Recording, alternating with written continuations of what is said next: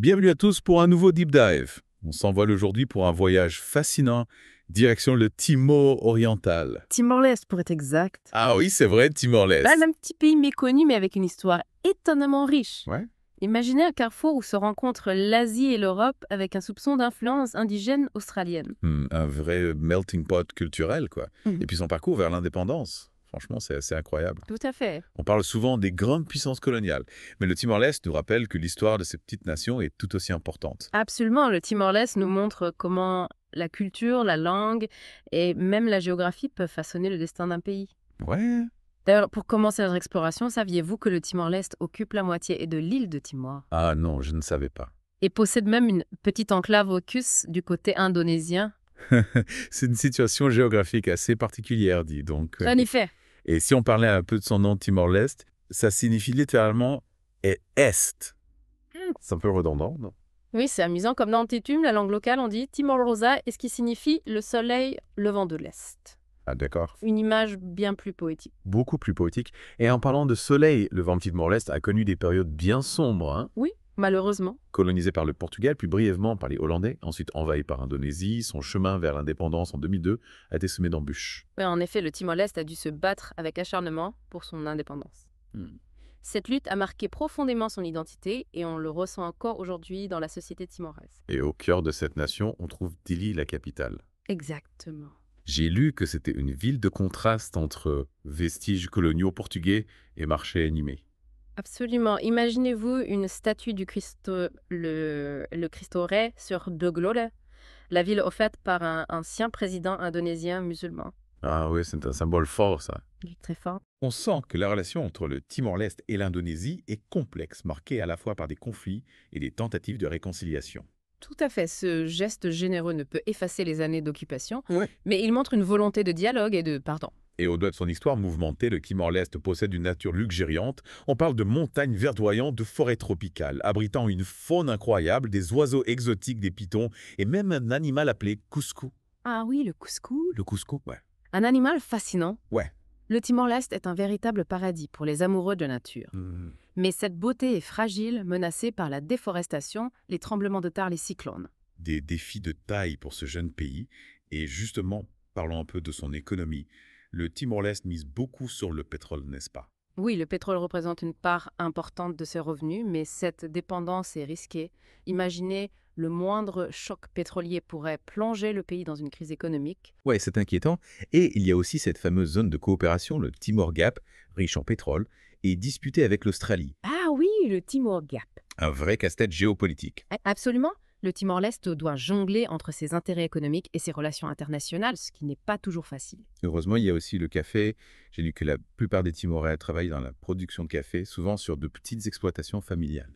Oui, le café est un pilier de l'économie timoraise, mais cette agriculture est vulnérable aux aléas climatiques. D'accord. Et pendant les périodes de sécheresse, on parle d'une denrée assez particulière, l'acar. L'acar, c'est une poudre d'écorce de palmier utilisée comme nourriture de secours, un rappel brutal de la précarité alimentaire que peuvent connaître certaines populations. Ah ouais. Un exemple frappant des défis auxquels le Timor-Leste est confronté. Et les Timorais eux-mêmes, qui sont-ils? Quel est ce mélange de cultures dont on a parlé? Le Timor-Leste est un véritable kaléidoscope culturel. On y trouve des racines austronésiennes, une forte influence portugaise héritée de la colonisation et des touches de culture indonésienne. Un vrai melting pot. Et au niveau des ethnies, j'imagine qu'il a une grande diversité. Exactement, le groupe majoritaire est celui des Tetoms, mais il existe de nombreuses autres communautés, ce qui rend difficile l'établissement de statistiques précises. C'est vrai. On a parfois du mal à obtenir des chiffres exacts. Et la diversité linguistique est tout aussi impressionnante. Absolument, le portugais et le tetum sont les langues officielles, mais on parle plus de 30 langues différentes à travers le pays. Ils utilisent même le dollar américain aux côtés de leur propre pièce de centavo. Incroyable cette diversité. Et on voit comment le Timor-Leste a su la préserver malgré son histoire mouvementée. Oui, c'est une vraie force de ce pays. Et justement, en parlant de diversité, il est intéressant de comparer le Timor-Leste avec son voisin, le Timor occidental, qui a choisi de rester indonésien. Ah oui, c'est une situation assez unique. Deux parties d'une même île, partageant une religion catholique, mais ayant des destins politiques différents. Exactement, le Timor occidental a une langue différente, le Huameto, une économie plus forte et peut-être aussi une histoire moins conflictuelle avec l'Indonésie. C'est incroyable comme des facteurs historiques et culturels peuvent influencer le destin d'un peuple. Tout à fait. Et malgré leurs différences, les deux Timors entretiennent des relations de coopération, ce qui est encourageant. Et parlons maintenant des relations du Timor-Leste avec le reste du monde. On a déjà évoqué le Portugal, mais il doit y avoir d'autres liens importants. Le Timor-Leste entretient des liens forts avec d'autres pays lusophones comme le Brésil et le Mozambique. Ah oui, la lusophonie, une communauté linguistique qui dépasse les frontières géographiques. Et quel rôle joue le Portugal aujourd'hui? Le Portugal a toujours été un allié du Timor-Leste, même pendant l'occupation indonésienne, et le Mozambique a offert un refuge à de nombreux dirigeants timorais pendant cette période difficile. C'est un bel exemple de solidarité entre pays lusophones unis par une langue et une histoire commune. Exactement. Et le Timor-Leste, malgré son jeune âge, en tant que nation indépendante, tisse de nouveaux liens tout en préservant ses racines. C'est ce qui rend son histoire si captivante. On sent que le Timor-Leste est à la croisée des chemins entre tradition et modernité, entre son passé et son avenir. Tout à fait. Et c'est ce que nous allons explorer dans la suite de notre Deep Dive. Bienvenue de retour dans notre Deep Dive au cœur du Timor-Est. On a exploré son histoire, sa géographie, son économie. Maintenant, je vous propose de plonger dans la richesse de sa culture, un véritable kaléidoscope d'influences. Ah oui, la culture, on a évoqué ce mélange unique d'influences austronésiennes, portugaises et indonésiennes. Oui. Mais comment ça se traduit concrètement dans la vie quotidienne des Timorais? Prenons l'exemple des arts. Le Timor-Leste est réputé pour ses textiles traditionnels, les tais. Ah oui, j'en ai entendu parler. Chaque région a ses propres motifs et techniques de tissage, d'un héritage ancestral précieux. J'ai vu des photos de ces thés, ils sont magnifiques. Ils sont superbes. On dirait de véritables œuvres d'art, Absolument. avec des symboles liés à la nature, aux croyances, à l'histoire du pays. Exactement. Porter un thé est un acte fort, une affirmation de son identité culturelle, de son appartenance à une communauté. Ils sont souvent portés lors de cérémonies importantes, mariages ou funérailles. Et la musique, quelle place occupe-t-elle dans la culture timoraise? La musique traditionnelle est très riche, avec des instruments comme le babadok, une sorte de luth, et le susap, une flûte en bambou. Ah oui. Des rythmes entraînants, des mélodies envoûtantes souvent liées aux danses rituelles. Des danses rituelles, racontez-moi ça. Eh bien, figurez-vous que le Timor-Leste a une tradition de danse guerrière comme le likuré, où les hommes simulent des combats avec des épées et des boucliers. Waouh, ça doit être impressionnant à voir. C'est une façon de perpétuer la mémoire des combats du passé. Oui, c'est une tradition vivante qui témoigne de la force du courage et de la résilience du peuple timorais. On célèbre l'identité guerrière, mais aussi la solidarité face à l'adversité. En parlant de tradition, quelle est la place de la religion dans la vie des Timorais?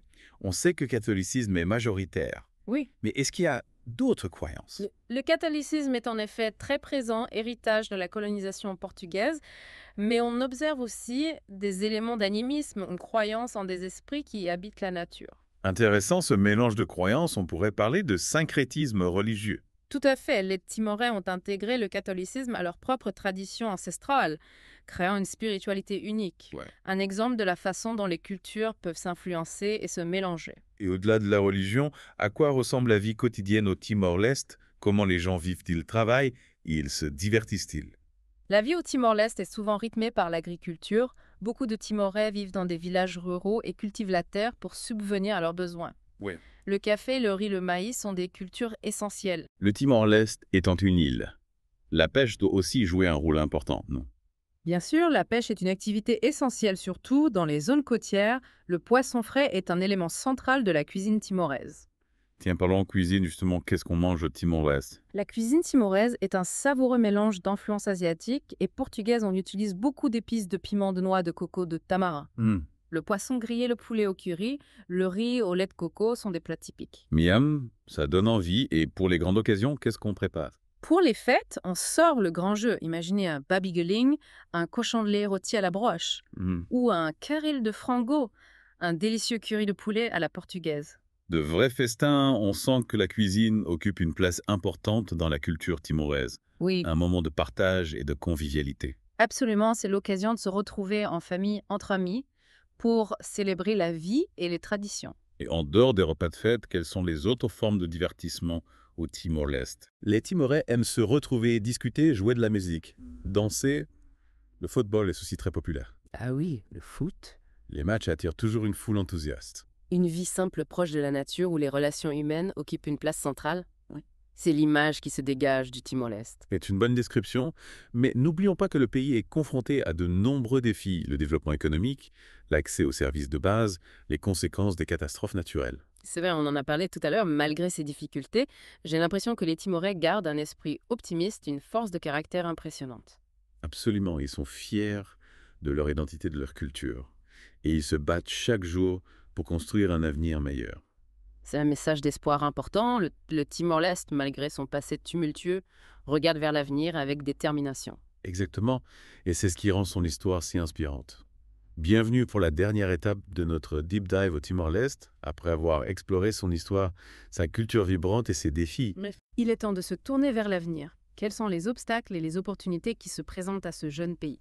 C'est la grande question. On a vu que le Timor-Leste est confronté à des difficultés économiques, une forte dépendance au pétrole et une vulnérabilité face aux catastrophes naturelles. Comment peut-il se développer durablement dans un contexte aussi complexe? Le Timor-Leste doit impérativement diversifier son économie.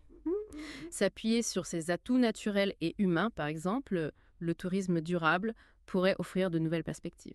Ah oui, le tourisme, on a parlé des paysages magnifiques, des plages paradisiaques, de la faune et la flore exceptionnelle. Le Timor-Leste a un potentiel incroyable. Exactement. Mais attention, il ne s'agit pas de développer un tourisme de masse qui détruirait ce qui fait la beauté du pays. Oui, bien sûr. Il faut miser sur un tourisme responsable, respectueux de l'environnement et des communautés locales. Un tourisme qui profite à tous en somme. Et le café, on a vu que c'est une production importante au Timor-Leste, souvent issue de petites exploitations familiales. Le café timorais a une excellente réputation pour sa qualité et son arôme unique en misant sur une production biologique et équitable, en développant sa propre marque et en accédant à de nouveaux marchés. Le Timor-Leste pourrait devenir un acteur majeur du commerce international du café. Je vois l'idée, un café timorais servi dans les cafés du monde entier avec la garantie d'une production éthique et durable. Ça donnerait envie de le déguster en sachant qu'on contribue au développement du pays. Exactement. Le commerce équitable, c'est une façon de créer un cercle vertueux, un prix juste pour les producteurs, une meilleure qualité de vie et un produit de qualité pour les consommateurs. Et au-delà du tourisme et du café, quelles sont les autres pistes pour l'avenir du Timor-Leste?